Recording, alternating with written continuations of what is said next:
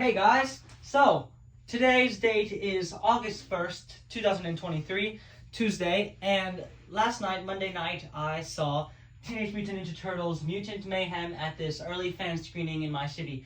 So I just wanted to talk about it over the TMNT is in the name of this channel, so I thought it would be appropriate. So, yeah. First of all, I have been the biggest fan of Ninja Turtles since like 2012, which is a long period of time for me.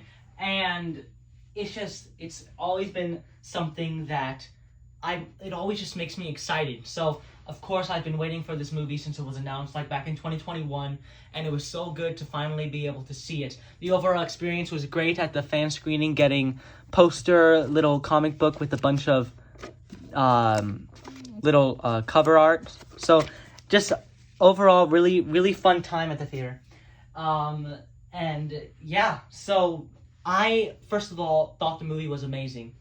I am probably going to go see it again, or maybe 2 more times in the movies, just because I really think it's that good. So I love the way, so you know what, we're just going to kind of like go through the movie, and I'll probably, so yeah, big spoiler warning. Spoiler. I know the movie officially comes out tomorrow, but I wanted to share my thoughts on it. So I'm just going to kind of go through the plot line of the movie and just venture off and talk about it. So here we go. So first of all, I love the way the movie starts with Baxter Stockman and his mutagen and all of his mutations, and he's trying to build this family when Cynthia Utrom's men bust into Baxter Stockman's little lair area, and Baxter Stockman supposedly dies. Now, I don't know if that will be permanent. The way they did his death was very vague. He just didn't appear for the rest of the movie. So all of those little scenes that we saw of him in the trailers, I was expecting him to be a constant throughout the movie, but he wasn't. He was just in that one scene. Every single scene from the trailers he was in was all in that very first scene, which was interesting to me. So Superfly, who is Baxter Stockman's son, quote-unquote son, takes all of his fellow mutants that are all in the infant stage and take them and raise them. And so basically the Superfly and Superfly and all of the mutants that Baxter Stockman was creating, so Mondo Gecko, Wingnut, Ray Fillet, Leatherhead, Bebop, Rocksteady, they all go with Superfly and escape from Utrom's Cynthia's men. And in the chaos, a vial of mutagen is swirled down into the sewer. So, and that's what creates the turtles. So basically, they're the same age, but in the movie, the villains are portrayed much older. Like, the turtles are very clearly teens in this movie, and all of the bad guys, they're all voiced by adults, and they all act like adults, even though basically they are the same age, if you would say. So, straight from the shot of the vial of mutagen going down, we immediately get the montage of the turtles suiting up with their weapons, which I always thought was an awesome scene in the trailers. I love those kind of suit-up scenes. And they make it really dramatic, and it's the part of the movie where they go on their little grocery trip. So the way they played really cool. The soundtrack was amazing. The soundtrack really fit in all the places it should. And they go to the grocery, they do all that stuff, and then they check out a movie afterwards. It's this outdoor movie. They kind of watch from a distance. And it's very clear that they long to be part of the outside world. Leonardo especially is drawn to having a girlfriend, which I thought was funny. And yeah, but Leonardo has a very hard time lying to Master Splinter. So they all go back to the lair, and Leo, quote-unquote, rats them out, which was that scene from the trailer. So they all kind of get a little pissy at Leo, and they get a little upset. And so they're grounded for a month.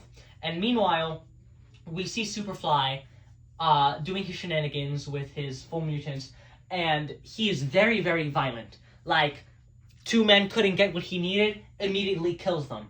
So what I saw in the trailers is him being the super comedic guy. So that kind of sat a little weird with me. I was like, he's killing these people, and we'll actually get to that later when the turtles meet Superfly. That's a whole other part. So the turtles are ungrounded after a month, and they have the scene with the watermelon. And super funny. I love the banter between the turtles. It's it feels very natural.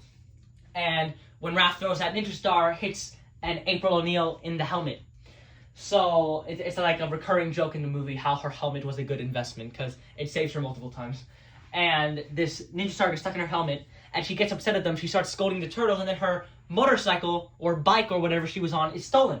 So Leonardo is drawn to the fact that a woman has looked at them and is like, we should go help this beautifully attractive young lady. So he's all into it, which is weird for the brothers because usually he's the one telling them to go back home.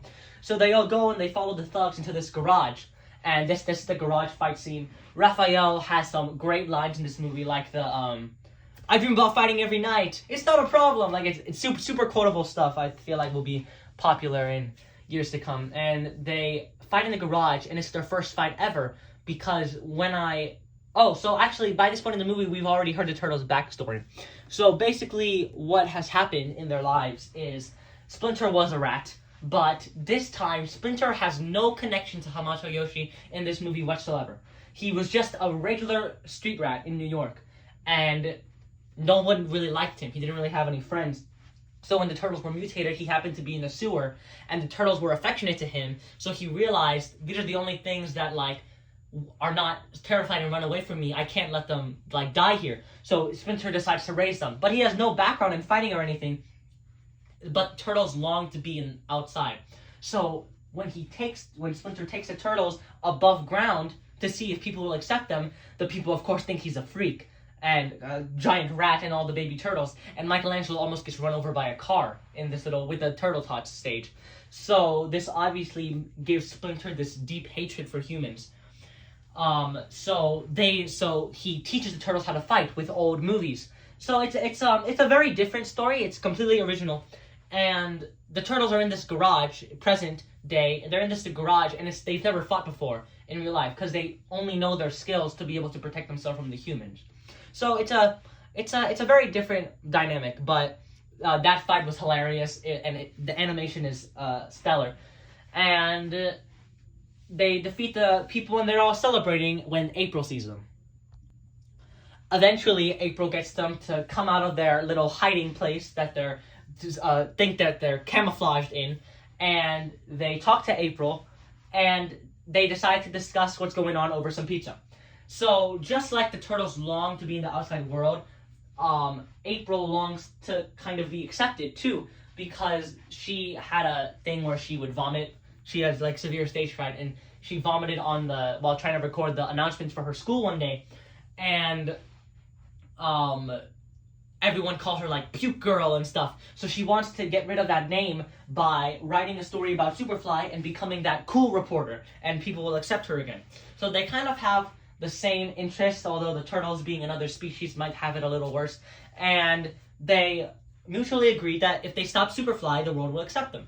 So they decide to team up, and Leonardo is on with this plan, maybe partially because of him liking April.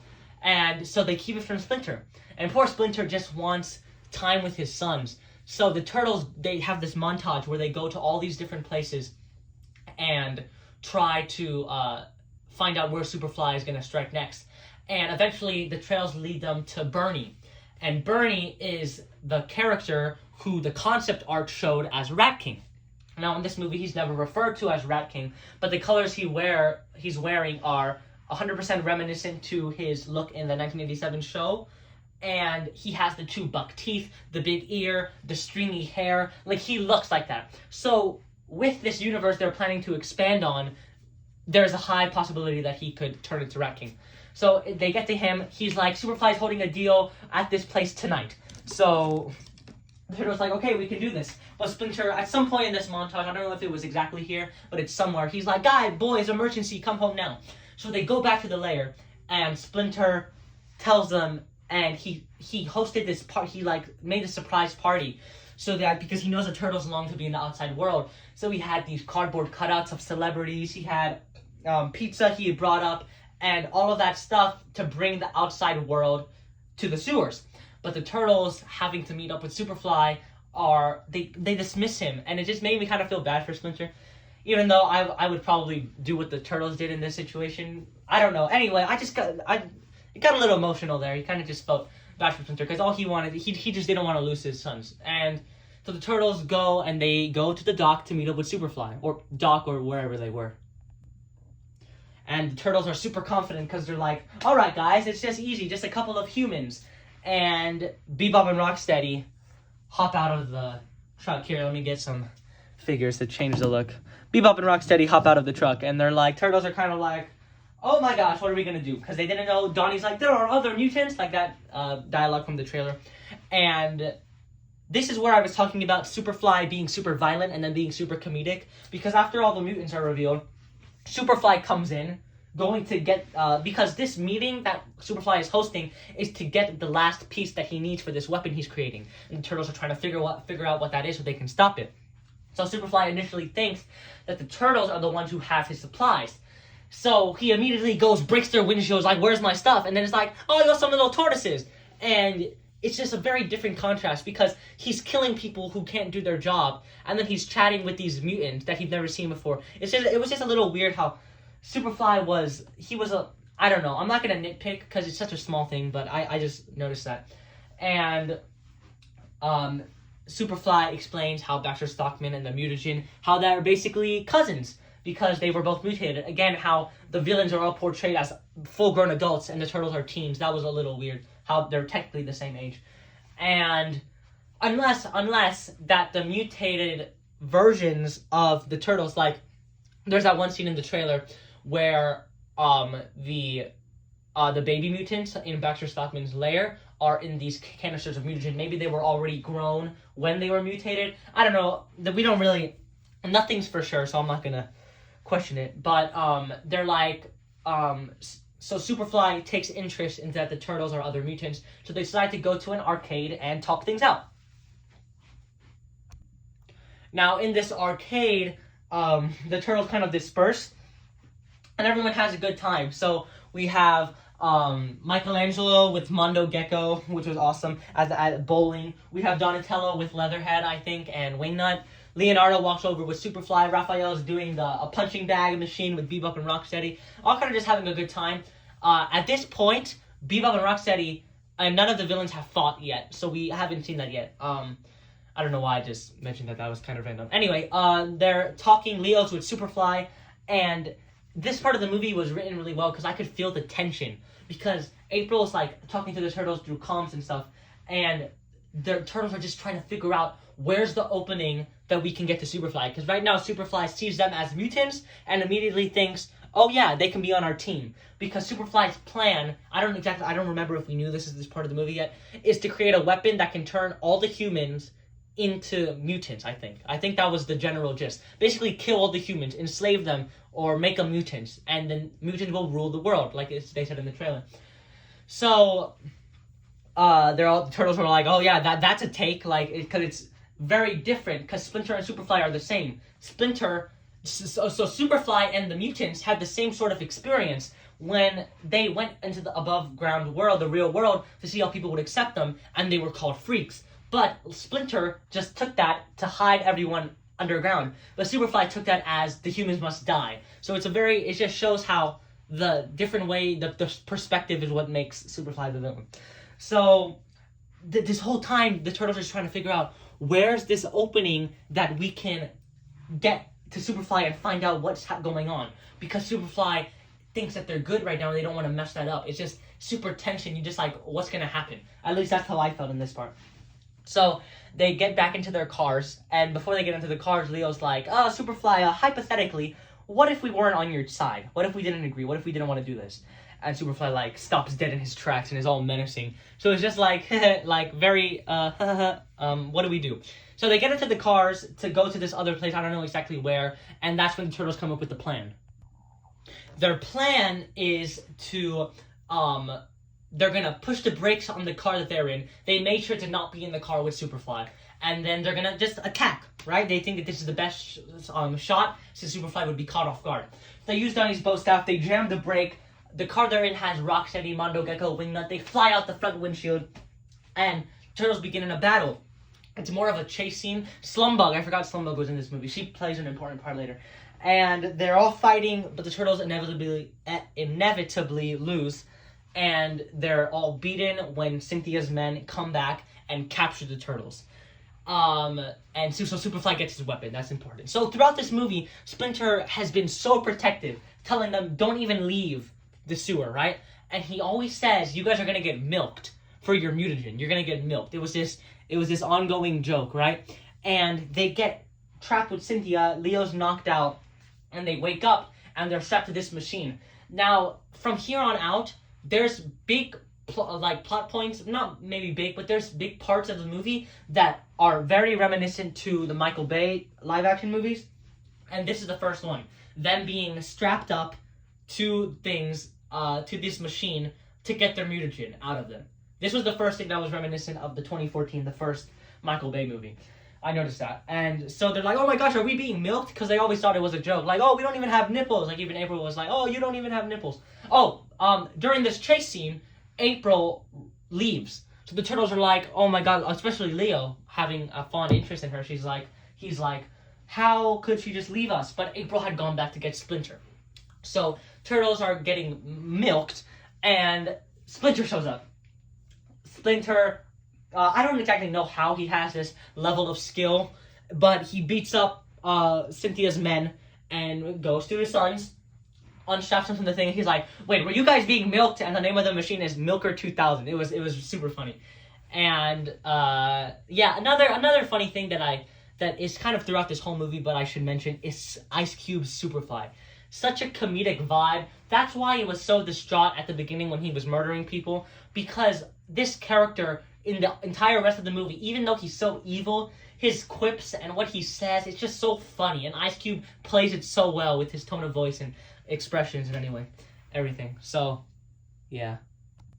Yeah, so the turtles escape, and April's there too, and Splinter says immediately, "April, go home. We're going back to the sewer." He's like, "The only way," this is important, "the only way you guys can be happy is if you listen to me." He says that. So this part I was a little confused about, because I read it as Splinter told them they were going back to the sewer, and then they show up at Superfly's lair to stop him. So maybe I just read that wrong. Maybe when I see the movie again, I'll be able to change that. I just read it as they're going back to the sewer, and then when they show up at his lair, I was kind of confused. Maybe that's probably my fault. So April goes home, but she still keeps the turtles in mind. Like, she still wants to be of help. So they go to Superfly's lair. Let's get Superfly in here too. They get to Superfly's lair, and Superfly has his weapon built, and all the mutants are kind of surrounding him. Well, the turtles drop in, and Superfly eventually spots them, and they get into this confrontational sort of position. And Leonardo and Turtles give their big speech of, "This is not the way you can be accepted. You are better than this. You don't have to do this." And Manu Gecko's like, "I'm with them. I don't want to kill all the humans. I just didn't think there was another way." So it kind of just opens this reality of how, since Superfly was Baxter Stockman's, I guess, closest based on what we saw at the beginning, he kind of just guided them and forced them to believe what he believed. But now that they know that there's another way to be accepted without having to murder the entire human population, they are siding with the turtles. And I agree with that. I can see how they have that change of heart. But what I don't agree with is that immediately following that, like 2 minutes after Leonardo gives his speech, Rocksteady is going to truck Superfly, and they're all fighting against him. That's that weird to me, because even if you realize that this guy he's been the one keeping you angry, and this guy has been the one manipulating you, I don't think after 15 years of your life following him and him treating you good, even if he was a manipulator, I don't see them rushing in and beating him up after 2 minutes. That sounded a little weird with me, that they immediately side with the turtles and are like full on attacking Superfly. Which I think this movie was very short, but not that it was rushed, more that the pace was always there. There was not a slow scene in this movie. But yeah, so they side with the turtles, and they all rush into him and start ramming him into the big weapon. And they're ramming him into this weapon, and Splinter this whole time has still kind of been on the sidelines. And Superfly says, "The only way for you to be happy is if you listen to me. Exactly quoting what Splinter said. Now, I might have said that wrong, or what Splinter said, but it doesn't matter. So, Splinter realizes in that moment, I'm not Superfly. So he goes, helps the team, pushes Superfly into the water with his weapon. Because Superfly's hideout is like this abandoned like ship in the middle of the water surrounding New York. So, or beach or whatever. I don't exactly know. Anyway, Mondo Gecko's like, guys, what happens if the weapon that's supposed to turn the humans into mutants falls into the water and goes off with a mutant? And Superfly becomes, as he says, Super Duper Fly. And it's basically Superfly, but a body of a whale, a leg made of horses, a giraffe across his nose, like just this wild thing of just animals. Still has his fly claw, just massive. And he's like, oh, thank you, turtles. New York, here I come. And he starts walking across the water to New York. So, they're like, what are we gonna do? We can't stop that thing. And Splinter tells them, yes, we can. And he remembers about what he said matched Superfly. He's like, I don't want to be like Superfly. He's like, I want you guys to be happy, my sons. So they're like, we're gonna stop him. So Leonardo, that same with each other, he goes, let's go, and points his sword. And they all do that scene where they all carry each other across the water. And they land in New York. So once in New York, they get a little bit mauled by Superfly. And then Leo has to step up and do his big leader speech. So he's like, guys, come on, how can we do this? Donatello, you're doing this. Michelangelo, you're doing this. Raphael, you're so good. Donatello, you love anime, because Donatello's a huge anime fan in this movie. You must know some way to stop Superfly. Because Raphael, moments earlier, had fired one of Cynthia Utrum's men's anti-mutagen sort of thing, retro-mutagen, and instead of demutanizing Superfly, Super Duper Fly, it just demutanized one of the, like a singular horse that was on his leg. So they realized we don't have enough to demutanize every single contraption that's on this, like all the 150 animals that are attached to this monster. We have to stop him. And Donatello's like, the biggest weakness of a monster is on the back of their neck, right? We can, Superfly, of course, has a big, pipe hole, like where the whale, I forget what it's called, a little water spout thing on his back, on the back of his neck, that's like spewing mutagen. They're like, if we get the retro mutagen in there, it could demutanize him. They're like, okay, we have a plan. And this is the second part that reminded me of the Michael Bay movies, because just like in Out of the Shadows, where they have to get that orb out of the Technodrome to deform it, they have to get this vial into this. I don't know why, it just kind of reminded me. It's not the same thing at all, but that just kind of gave me vibes to this sort of mission. Getting one thing to this place to stop this was the same as getting this place to this thing, blah, blah, blah. So they formulate their plan, but the turtles get caught in Superfly's huge claw. Let's get some of the other turtles in here. We got Raphael. They get in his giant claw, and of course, Raphael, another reminder of the Michael Bay movies, is like, I know I told you guys that you guys' face were the last thing I ever wanted to see when I die, but now that I'm actually gonna die, I love you guys. Like, exactly how Raphael said it in the Michael Bay movies, after being a jerk the whole movie, which Raphael was not in this movie. Raphael didn't have much of a character in this. Well, he did, not a character, not much of a story in, character arc. Splinter was a very, very good character in this movie. And speaking of Splinter, he gets knocked down by Superfly and goes flying across the city. And he's the one who has the vial of retromutagen. So, actually, Splinter's the only figure I don't have, so I'm not going to bring that one in. Last one here is Leatherhead. Splinter's on the ground, and these humans walk over to him, and, of course, he gets terrified, thinking about what happened with him and the humans all those years ago. But the humans are here to help, because moments earlier, it had been broadcast across all of New York City that monsters, that Superfly and these mutant turtles were terrorizing the city. But April has to get back. April, not forgetting about the turtle, even though Splinter told her to go home, she communicates with Leonardo and gets to the news station and takes the microphone and tells everyone the truth about how the turtles are the ones saving the city. And of course she vomits again. The reoccurring joke, puke girl. She ends up vomiting on camera, but she gets the message out, and the humans were there to help Splinter, and they're like, "Are you okay?" And Splinter's still like, basically PTSD about these humans, right? Realizing he lived his whole life in fear when not all of them are bad. They just didn't understand, and that's why they were so rude. So it's a great theme of people are not always who you think they are, and just like you have to trust people. So anyway, yeah. So the humans grab the vial, put it in a plastic bag, and they start trying to get it into the little spout. So they had Superfly ends up dropping the turtles. When he was crushing them, you could see Raphael's shell like cracking. Like it was like ugh, right? And the turtles get free of him. And this vial of mutagen in this plastic bag ends up being like that glowy blue thing we saw in all the trailers. And this bag is being tossed from human to human on motorcycle to human holding his head out the window in a taxi, and they eventually get it to Raphael, who does that sick shot of him swinging and then landing on the billboard. And then it gets to Donnie, who runs through the building like we saw in the trailer, hands it over to Mikey, who does that backflip over Super Duper Fly, and it throws it up to Leo, who slices it, and it lands right in Superfly's little spout. So Superfly is done. Gosh, I really need to watch this movie again. I think he was like exploded or something. He wasn't demutanized because we don't see regular Superfly again.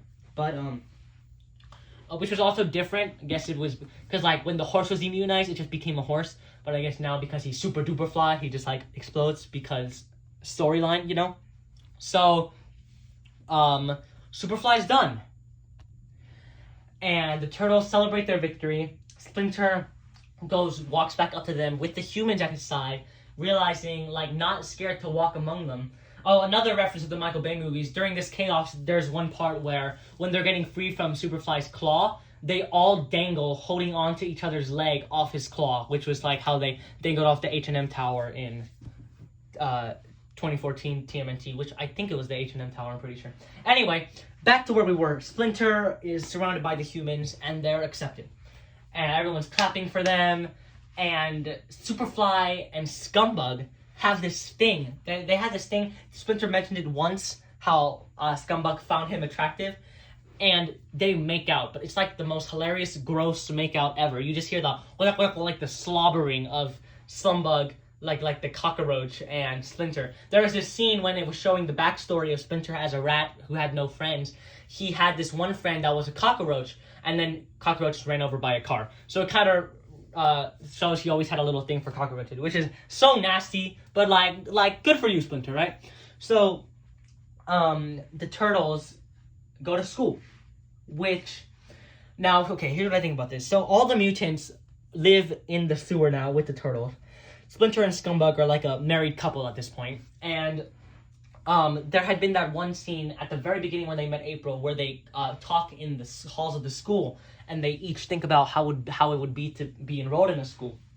And they actually go to school. They're wearing clothes of their colors, and they're not wearing their bandanas. Donnie just has his glasses. And they go to school. And it's just, okay, this is where it's weird for me, because in Out of the Shadows, they did the same plot point. Oh, they're accepted. Them partying at the top of the Eiffel Tower. What am I saying? The Statue of Liberty. Oh my god, I'm so sorry. The Statue of Liberty at the end of Out of the Shadows. And they do that same thing here. But this time, the turtles are living among the human. Like the way they did in Out of the Shadows, you still thought, oh, they're still gonna fight crime, live in the sewers. Now they live among the humans, go to school with them, and like good for them, April's locker now says April O Hero instead of Puke Girl, right? And it's the end of the movie. So like you feel good for everyone, but it's also like, so obviously if they have 2 more seasons planned and then another movie, they have to have some sort of idea for where this is going. But right now, I don't want them to reverse what they did. They've done the living among humans in the first movie, which is a bold take, and I want them to stick with that. No like Spider-Man No Way Home, white people's memories, no Savanti Romero pulling magic on everyone. I don't want anything like that.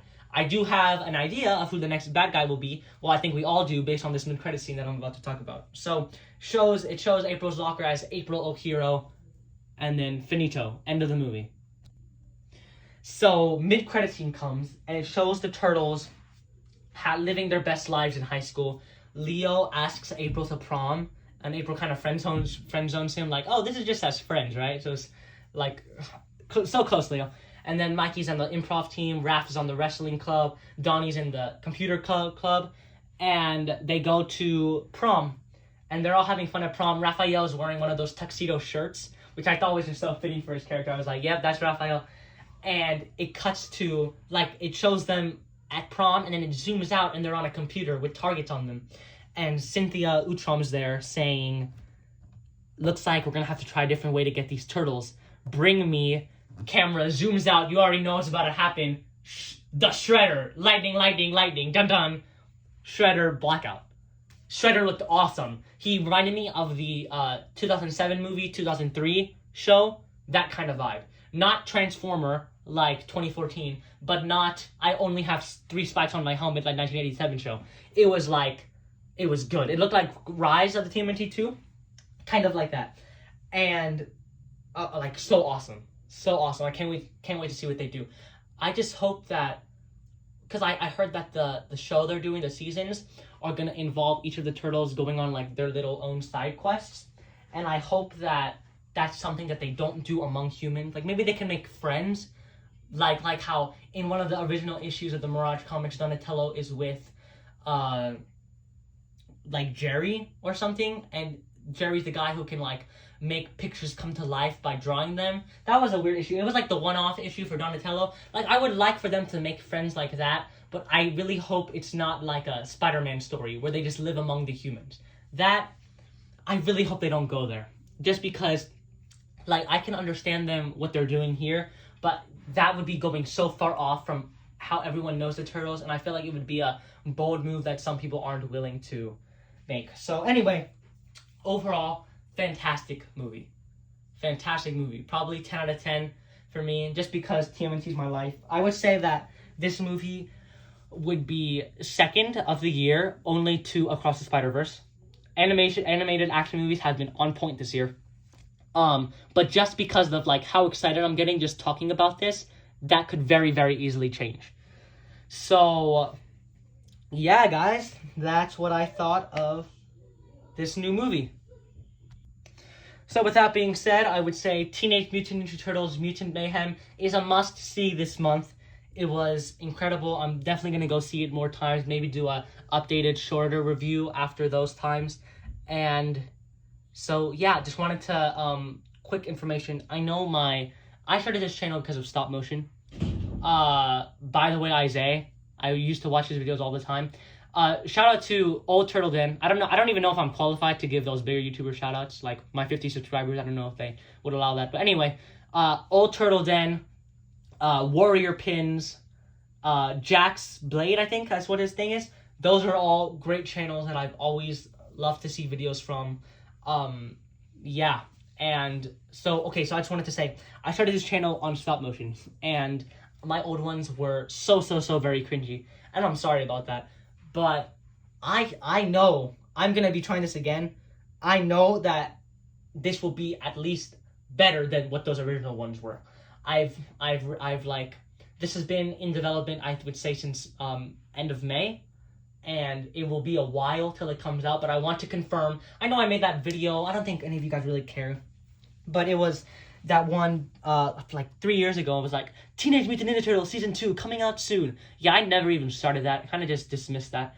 But I am confirming that I am starting this. It's going to have the Mutant Mayhem Turtles. And it's just going to be a little 4-episode season. Don't be expecting too much. It's like 5 minutes per episode. But I'm really going to try to get into like really computer jazzy, because if it does well, I like that TMNT season 2 trailer got like 15,000 views, which is like 15 times what any of my other videos have gotten. And so yeah, I'm gonna be trying stop motion again. It's gonna be a little 4-episode season, 5 minutes per episode, nothing too crazy. And if it does good and I'm more comfortable with the computers, this could turn into a big thing, and that would be super cool. So yeah, I can't wait to see how this universe evolves. And yeah, I truly appreciate every single one of you guys who stuck around to the end of this video. If you're still watching right now, let's do a ninja emoji in the comments. Let's see if we can even get one of those. Anyway, yeah, this was a great movie. Highly recommend. See you guys soon.